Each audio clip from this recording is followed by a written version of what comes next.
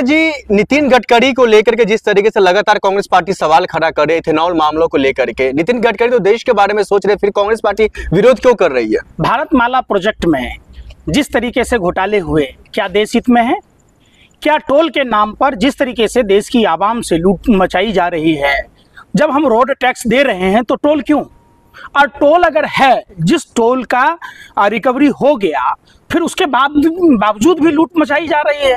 क्या आप पत्रकारों के मुंह में दही जमा हुआ है? क्या आप पत्रकार गूंगे और बहरे हैं? और आप कह रहे हिंदी फिल्म में आलोकनाथ के किरदार में है नितिन गडकरी जी। नितिन गडकरी जी जितने ईमानदार बनते हैं उतने ईमानदार नहीं हैं। नितिन गडकरी जी को देश को जवाब देना होगा। नितिन गडकरी जी पहले से उद्योगपति हैं, 500 करोड़ से ज्यादा की संपत्तियां हैं। देश के इनकम टैक्स ईडी कहाँ है? कहाँ से उन्होंने संपत्ति इकट्ठा किया? क्या उनका खानदानी संपत्ति है?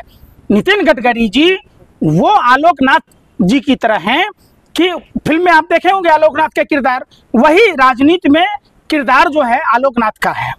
नहीं, लगातार वो ये सवाल पूछ रहे हैं, क्या ये गुनाह है मेरा जो मेरा बेटा को टेंडर मिला है इथेनॉल का? क्या ये गुनाह है? जब मेरे बेटा का नाम जो है खराब किया जा रहा है, कंपनी का नाम धूमिल किया जा रहा है। पर उपदेश बहुकुशल तेरे हैं। जब आप तेजस्वी यादव पर सवाल उठाते हैं तो क्या उनका गुनाह है कि वो लालू जी के बेटे हैं? जब आप अखिलेश जी पर को बदनाम करते हैं तो क्या गुनाह है कि वो मुलायम सिंह जी के बेटे हैं? जब आप हेमंत सोरेन से सवाल करते हैं तो क्या गुनाह है कि वो शिबू सोरेन जी के बेटे हैं? जब आप अभिषेक बनर्जी से आप सवाल करते हैं तो उनका क्या गुनाह है कि वो ममता बनर्जी का भतीजा है? जब आप राहुल गांधी से सवाल करते हैं तो उनका क्या गुनाह है कि इंदिरा गांधी के पोते हैं, राजीव गांधी के बेटे हैं? ये कोई सवाल का जवाब नहीं हुआ। सवाल का जवाब ये है, आपको बताना होगा। ये रोना धोना बंद कीजिए। भाजपा के सभी नेताओं का रोना धोना है। जब आप दूसरों के साथ कर रहे होते हैं तब आपको रोना धोना नहीं आता है। आपको रोना धोना आता है कि आप ही का बेटा इथेनॉल कंपनी कैसे खोला। आपका जो चीनी मिल की कंपनियां हैं, जो उसका वेस्ट है, आप तो इथेनॉल कंपनी बना लिए। आपको सब पता है। आप पेट्रोलियम मंत्रालय उसको अनुमति दे देता है, उद्योग मंत्रालय उसको अनुमति दे देता है। क्या फैक्ट्री खोलने के लिए उद्योग मंत्रालय की अनुमति जरूरी नहीं है? क्या बताओ?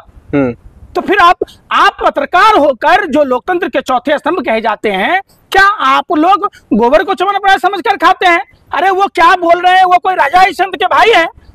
आप बस समझो, इथेनॉल E20 कॉन्सेप्ट लाया।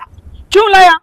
पूरा भारतीय जनता पार्टी में जितने नेता हैं, चाहे अश्विनी वैष्णव हो, अश्विनी वैष्णव ने जिस कंपनी को बनाया वही रेलवे में मुनाफा कमा रहा है। आपको नहीं पता है? आपको नहीं पता है क्या? अरे नितिन गडकरी तो पहले भी कह चुका, अभी कह रहे हैं अगर मेरे पर जिस दिन आरोप लग जाएगा भ्रष्टाचार का, उस दिन मैं अपने पद से त्याग दूंगा, इस्तीफा दे दूंगा। वाह, कमाल करते हैं भैया।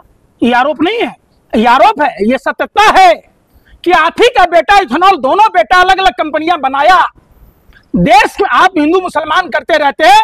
आप जवाब दीजिए, देश के 80% बहुसंख्यक हिंदुओं की गाड़ी क्या उस इथेनॉल के डालने से खराब नहीं होगा? आप मुसलमानों का डर दिखाकर हिंदुओं को लूट रहे हैं, हिंदुओं की गाड़ियों को खराब कर रहे हैं। आप प्रदूषण का नाटक कर रहे हैं। प्रदूषण कम करने के तरीके क्या हैं समझना चाहिए। अवैध पार्किंग, जाम, और आप दिल्ली शहर में हैं, दिल्ली शहर में पब्लिक ट्रांसपोर्ट की कमी है जिसके कारण पॉल्यूशन फैल रहा है। पार्किंग नहीं है, आप पार्किंग शुल्क नहीं ले रहे हैं। आप बताओ ना, रोड टैक्स नहीं ले रहे हैं, रोड में गड्ढे हैं, गाड़ी की गति रुक जाती है। और आप जो ड्रामा कर रहे हैं, राष्ट्रवाद से जोड़ देते हैं, धर्म से जोड़ देते हैं। भारत का हर एक बच्चा राष्ट्रवादी है। भारत का हर एक बच्चा किसी न किसी धर्म का है। आपको ज्ञान देने की जरूरत नहीं है। समझ लीजिए, आप पत्रकारों ने सिर्फ लिफाफा के कारण माइंड डाइवर्ट करने के लिए एजेंडा चलाते हैं। आप हमको बता दीजिए, आप हमको खुलवा दीजिए, इथेनॉल कंपनी का लाइसेंस मिल जाएगा क्या?